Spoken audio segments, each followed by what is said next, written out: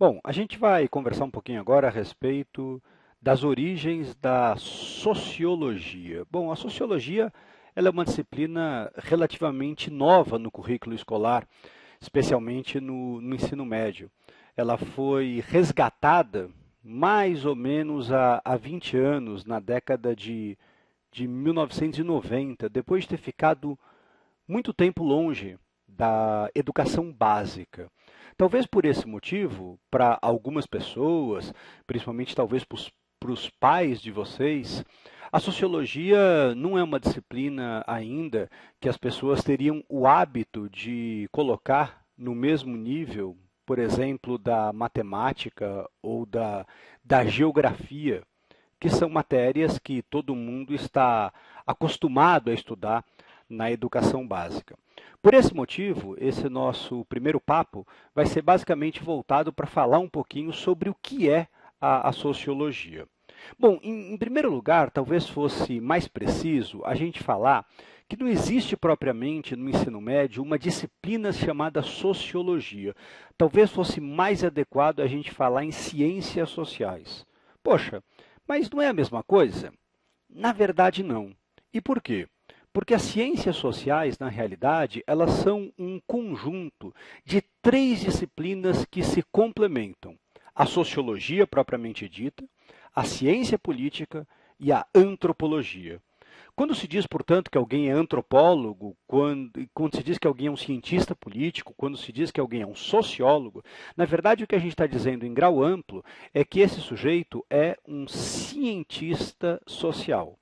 Agora, existe uma certa tendência da gente chamar ciências sociais de sociologia.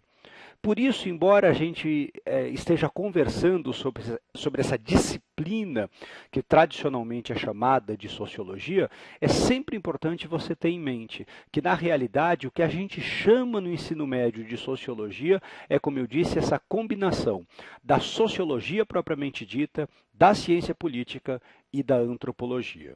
Pois bem, e o que essa disciplina tem de novo? Bom, existe uma discussão que é a base do pensamento sociológico, que é a discussão envolvendo a noção de indivíduo e de sociedade. Desde que o Aristóteles, na Grécia Antiga, formulou a ideia de que o homem é um ser social, essa discussão ela vem à tona.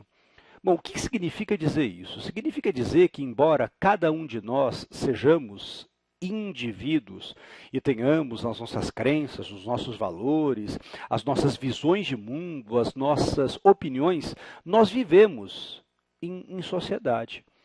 E nós não podemos, justamente porque vivemos em sociedade, impor os nossos valores individuais ao grupo. Bom, basicamente, o que a sociologia vai fazer é estudar o homem em sociedade. Bom, mas ela é a primeira disciplina que faz isso? Não exatamente, mas talvez seja a primeira disciplina que faz isso de modo mais sistemático. Isso não significa que a sociologia não se interesse pelo indivíduo, mas a verdade é que existem muitas outras disciplinas que têm essa preocupação. Em algum grau, a filosofia, a biologia ou ainda a psicologia, elas, elas já estudam os seres humanos nesse nível individual. Então, a sociologia, sem deixar de considerar essa dimensão individual das pessoas, vai se preocupar com o indivíduo em sociedade. A ideia do homem, como dizia Aristóteles, como um ser social.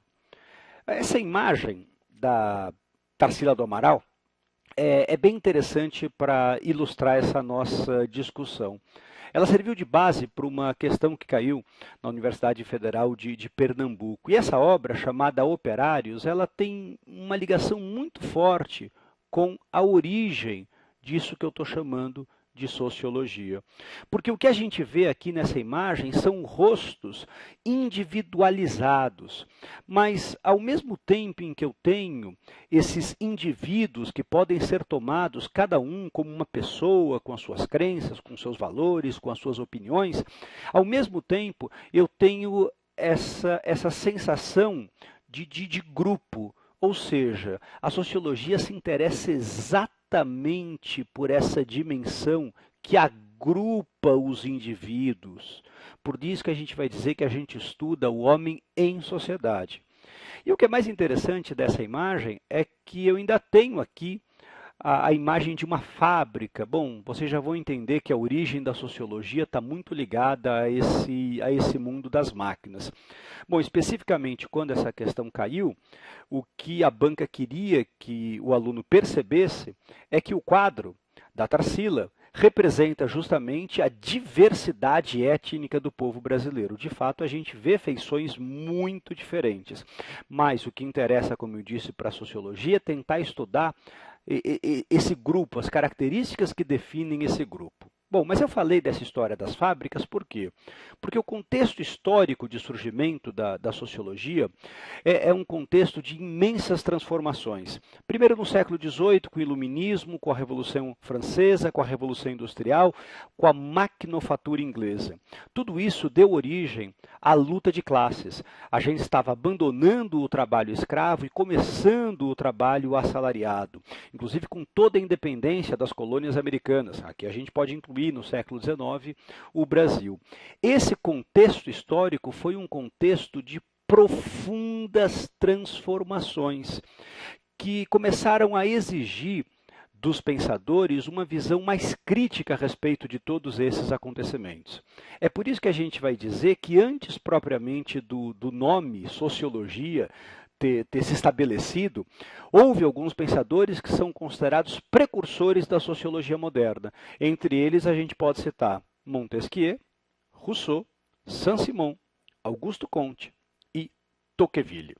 Bom, acho que com essas informações já dá para você tentar fazer um exercício que a gente colocou. Vamos lá?